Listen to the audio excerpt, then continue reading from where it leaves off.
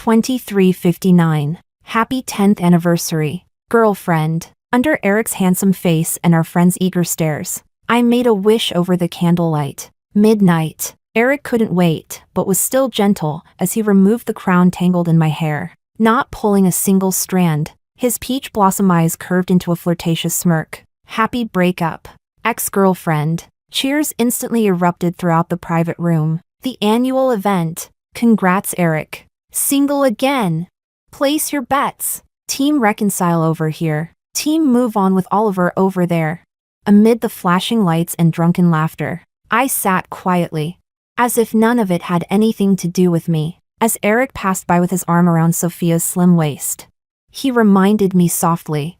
Same rules, 1 month. I pressed gently on the dull ache in my lower abdomen, showing no expression. Eric, this time the deadline is forever. I'm getting married. To anyone. Just not you. Chapter 1. The violently shaken champagne shot high into the air. Everyone in the room went wild. They were celebrating my boyfriend's return to singlehood. Just seconds earlier, I had been the center of attention, making a wish. Now, I faded quietly into the shadows. No one even glanced my way. Eric never liked parties like this. His party animal friends always had to beg him to come. That's why the once-a-year breakup day became such a spectacle. Eric and I met in college. He was the campus prince with money and looks. I was the rising star in the design scene. Youth is volatile and flammable. Our love exploded across campus like fireworks. But after a while, it faded. Someone always grows tired first. On our 4th anniversary, I made a wish. After a long silence, Eric said, "Lisa, we've been together 4 years. Aren't you tired?" I stared at him in confusion, only seeing the swirl at the crown of his black hair, deep, like it could suck someone in. He hugged me tightly, gently rubbing my arm. He coaxed softly, to avoid the 7-year itch. Let's break up for 1 month after every anniversary. No interference. If either of us finds someone more suitable, the other gives their blessing. If not, we get back together after a month. I stood up in panic, knocking over the cake we'd decorated together. The colorful frosting splattered across the floor like a rushed oil painting. His arms were suddenly empty. Eric clenched his hands awkwardly but still insisted. Okay? Maybe I was just too shocked. My limbs felt numb, but I was proud too. Sure. Seeing me agree, Eric's body instantly relaxed. During that month apart, I watched him constantly, tracked every girl near him. Did they hold hands? Hug? Kiss? Every little detail felt like a final snowflake tipping the avalanche. The mental pressure was overwhelming. Sometimes I'd wake up in the middle of the night, crying uncontrollably. On those worst nights, I called him. He always picked up right away. Never scolded me for calling. Never told me I was interfering. He just spoke gently, telling silly bedtime stories to lull me to sleep. Lisa, do you think 1 month is too long? The next day, 3 days before the deadline, we got back together. On our 5th anniversary, I thought he wouldn't bring it up again, but I was wrong. Now it's our 10th year, and it's been like this every single time. He insists on a full 30 days every year, not 1 minute less. It's even become a popular event in our social circle. People place bets on it every year. Odds of getting back together, 1 to 1. Odds of never getting back together, 1 to 100. Nicole suddenly sat beside me. Lisa, what did you wish for? My wish was to never see him again. Chapter 2. Nicole was Eric's first 1-month girlfriend. It only lasted 27 days. The innocent girl had unknowingly stepped into our twisted breakup game. When she found out the truth, she felt betrayed. To make up for it, Eric brought her into our circle. Over the years, that once invisible girl from a small town had grown dazzling and radiant. I picked up my glass of water and toasted her lightly. I didn't wish for anything. Oliver passed by singing Happy Breakup, winking playfully. Bet she wished Eric wouldn't get snatched up by some hot chick this month and would run right back to her arms. Am I right, sis-in-law? Nicole shooed him off and turned back to me with a smile. He's looking and so are you. Why make yourself suffer? We're not playing tragic heroine anymore. Remember?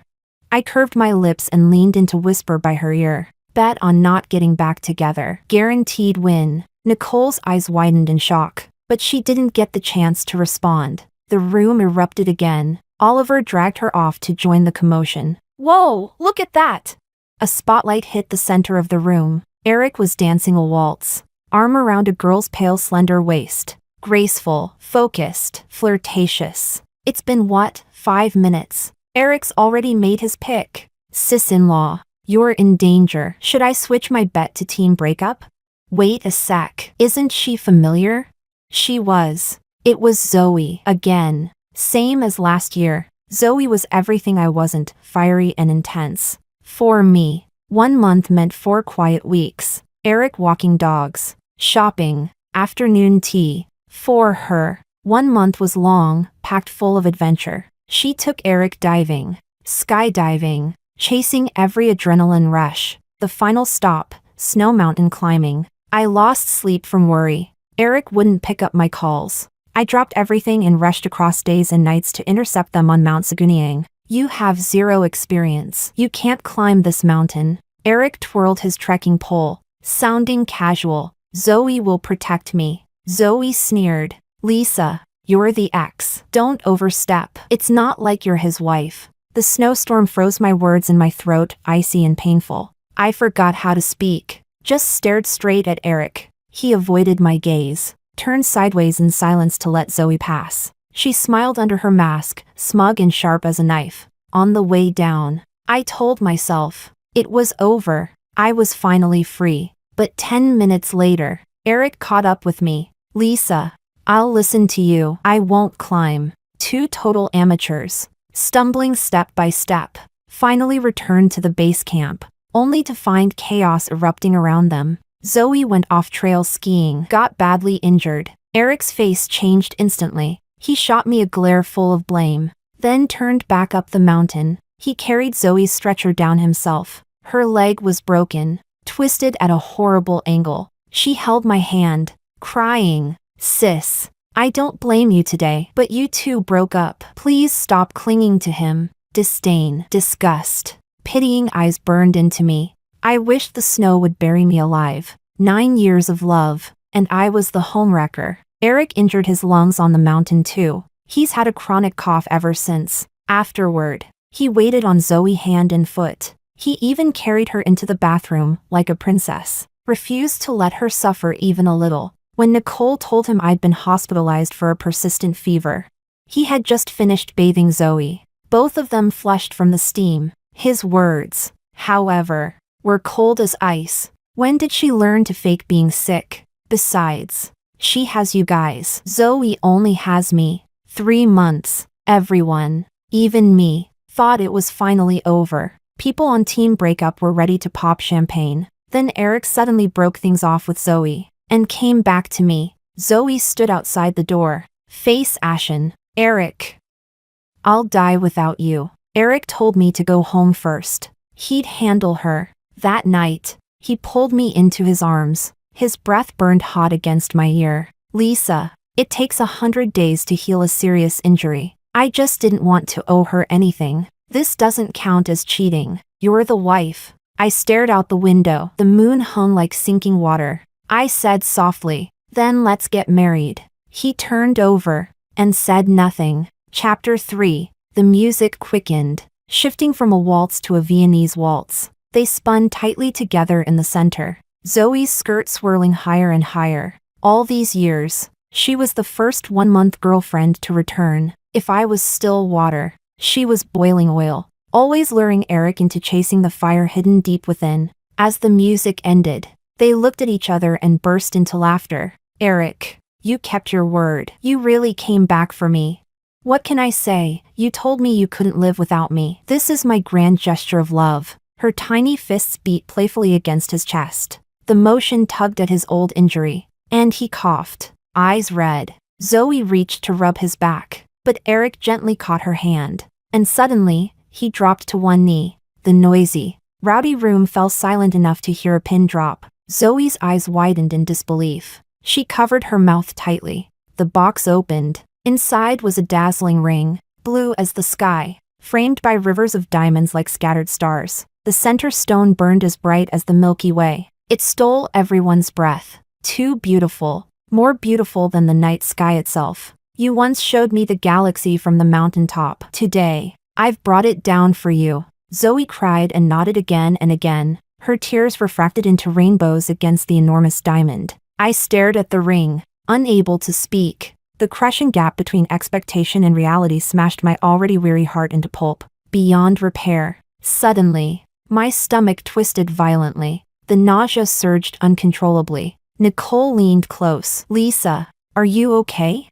The churning in my chest and stomach left me speechless. I could only wave her off, clutch the wall, and stumble toward the restroom. The pain blurred my vision. In my daze, it felt like I had gone back to just 1 month ago. It was nearing our anniversary. Eric had been restless. Words stuck on his lips. When I asked, he said he wanted me to design a ring. The theme, the galaxy. I kept a calm face, but inside I was bursting with joy. He remembered. He remembered what he said when we saw the aurora years ago, that he would pluck a star down to propose to me. Time was short. I didn't dare waste a second. Sketches, materials, polish, setting. I handled every detail myself. I refused to compromise, even if the auxiliary color was slightly off. I thought I was preparing for my proposal, but in reality, he was preparing to embrace Zoe again. He trampled my love, my memories,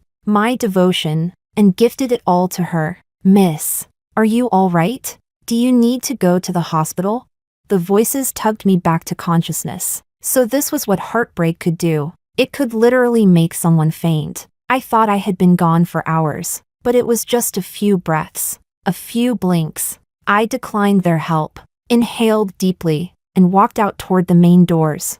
I couldn't breathe the same air in that room any longer. As I passed the private room, they were kissing passionately, surrounded by cheers. Zoe lifted her right hand high, prouder than the Statue of Liberty. I waited half an hour outside, unable to get a cab. Then Eric appeared, carrying Zoe in his arms. The early autumn night wind bit cold. The coat I had picked out for Eric now rested on Zoe's shoulders, freshly broken up. Perhaps he still felt some shame when he saw me. Lisa, her leg hurts. At the last checkup the doctor even scolded me. His words trailed off. He realized his slip. Seeing him like that, my muddled brain finally understood. They had never stopped seeing each other. Their car pulled up first. Eric looked at me. Goodbye. I raised my hand in a wave. Never again. My voice scattered into the wind. And it seemed he didn't hear it at all. Chapter 4. Eric was actually someone who valued routine and order. But for Zoe, he broke his rules again and again. The night we broke up, he never came back. I stayed at home with the cats and dogs, watching sunrises and sunsets. It was peaceful in a way. Time seemed to slow down in that house. Only the things inside it slowly disappeared. Day 5. Eric called to ask what brand his usual razor was. I was cutting up our photos, tens of thousands. My hands were sore, and in the end, I just burned them all. Day 10. He ran out of mouthwash. I was sweeping up broken porcelain, our couple's cups from Jean Dujun. Day 15. A courier came to pick up 2 of his ties. I splattered paint all over the portraits I once lovingly painted of him. The frames had once filled half the house. Day 20. He sent flowers from afar for my birthday. I sold our bed. That antique bed that had traveled across oceans. They said a foreign king and queen once made love on it and had 7 or 8 children. Day 30. I called a moving truck to clear out the nursery we once decorated. All the tiny beds and toys were sent to a second-hand market. Just as the truck pulled away, Eric came back. His hair danced in the autumn wind, glowing in the warm light. He opened his arms. Lisa, 1 month as promised. I'm back. Thanks for waiting. But I didn't run into his arms. No tears. No tantrums. He laughed. A little uncertain. So happy you've gone silly. Huh, Lisa? I thought for a moment and replied. No, I wasn't silly. And no, I wasn't waiting for you. His brows furrowed. A flicker of irritation crossed his face. He pushed past me and entered the house. Why does the place feel emptier? Then he spotted the nursery, now completely cleared out. Excited. He walked over. You finally opened this door. I used to ask what was inside and you'd always say a secret. Caught you off guard today, didn't I? What was in here? An entire room full of love letters to me. I couldn't ignore the ache in my chest. Because yes, it used to be full of love letters. The most romantic letters in the world. He walked in and looked around. Huh? Why is it empty? Because it's too late. He offered to cook sweet and sour ribs. His phone rang. In the half-empty house. His ringtone echoed off the walls. And I heard the voice on the other end, static-filled and sobbing. Eric. I cut my wrists. I'll be dead in 20 minutes. Panic washed over his face. I crossed my arms and waited. He said, a life's at stake, I have no choice. A month has 31 days, right? Me going to her now doesn't count as cheating. Lisa, wait for me, please. Just one more day. For her, he would fight for even one more day. I smiled and waved. Goodbye. 1 day, 1 hour, 1 minute, 1 second. I would wait no more. No choice? He could have called the police, dialed an ambulance, told a friend or a neighbor to break down the door. But no, he had to rush there himself. I dumped the half-cooked ribs, pot and all, handed the keys to the buyer, dragged my suitcase behind me, and left that place where I had poured out my entire youth. When the plane landed, Eric updated his moments. It was from Zoe's account. Hello everyone. I'm